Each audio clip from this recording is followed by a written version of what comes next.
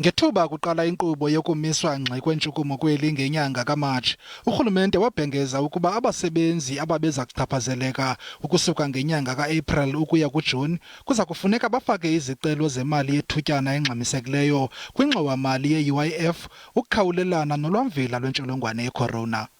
Ukuza kuthi ga ngoku i-6 million abasebenzi esele behlawulwe imali yeUIF yaye sele kuhlawulwe imali eyi-31 billion rand kwi-40 billion rand ibibekelwe bucala ukukhawulelana nalo msebenzi. Kodwa ke zininzi iziganeko zobuqhetseba kule nkqubo. Esi ke sesinye sezizathu ezibangele ukuba iUIF imilisele inguqu kwindlela yokufaka izicelo.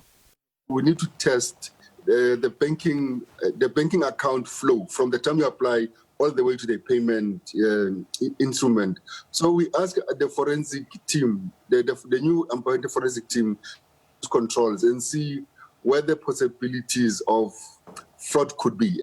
Ukanti kuthiwa baza kukhomba umzi onotywala abaqashi abathi bafake izicelo zemali yeUIF bathi besakuyifumana loo mali bayithathele kubo bangabanika abasebenzi.